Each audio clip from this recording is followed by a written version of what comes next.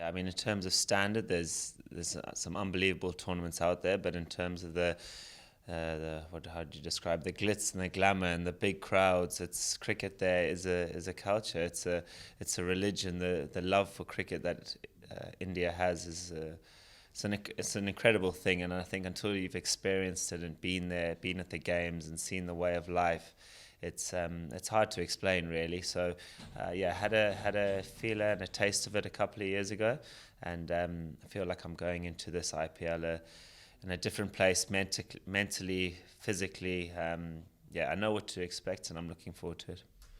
Obviously, Jofra's not going to be there for the foreseeable. You never know; he may make it. But I mean, I guess you two. I mean, he with the super over in the World Cup final, and then you with the final over the other day to win for England. I mean, I guess two of the best death bowlers in the world at the moment. I mean, what can you learn from each other in terms of like this tournament and also playing for England?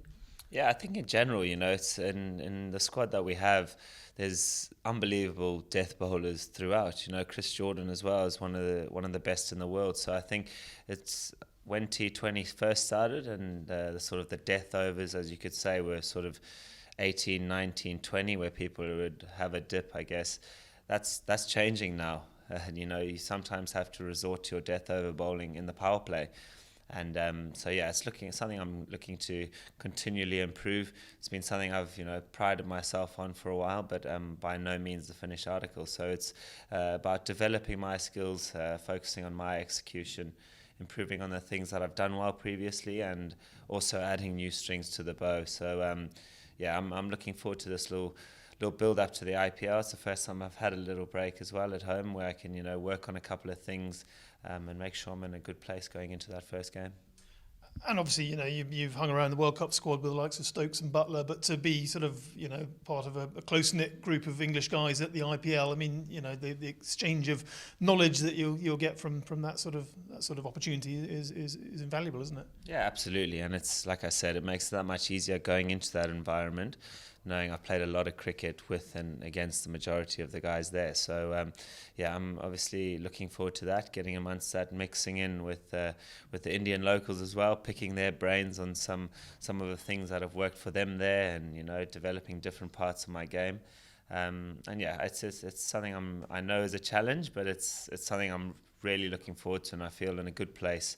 Having the experiences over the last couple of years that have got me, thinking, training, doing the things that I'm doing now. I'm feeling in a good place going into that. Yeah, it's exciting for us, isn't it? I think it's great to have that English contingent in the side, especially for us and the UK fan base as well. It's I think which is nice to be growing. And I think when you're playing with guys that you know really well and you share the dressing room with a lot, those familiar faces make new situations and new surroundings a lot easier. So yeah, there's lots of big pluses for us with that. And I guess going out to the IPL in 2018 in particular, at the time you got pushed up to open, I guess really unlocked your 2020 batting, didn't it? I mean, you haven't really looked back from that point in T20s, have you?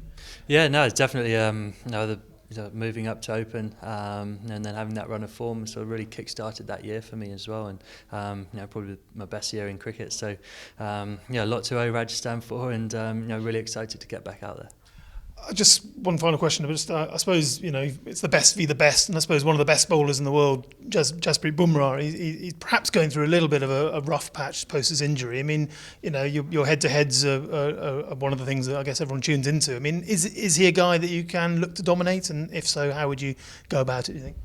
No, I think he's one of the best bowlers in the world, isn't he? I enjoyed playing with him at Mumbai. It's nice when he's on your side, and I think he's one of the best bowlers in the world in all forms. So, class players like that always, there's so much expectation on them as well. So, always do well, and I think. When you come up against him, it's one of the biggest challenges, and they're the guys you want to try and perform well against. If you can perform against the best players in the world, that's what it's all about. I mean, it's such a fast-moving format, isn't it? And just I guess the tactics are evolving on a day-to-day basis, really, aren't they? Yeah, it is. T20 is a massive format of the game now. I think that, like you're saying, this day and age as well. Lots of technology involved. So much analytics and sort of so much data on the game as well. So there's no real hiding places for anyone. But obviously that feel of the game is still so important as well. So fast moving and really exciting. Looking forward to it. Thanks for watching ESPN on YouTube, and for more sports highlights and analysis, be sure to download the ESPN app, and for premium content plus live streaming, make sure to subscribe to ESPN Player.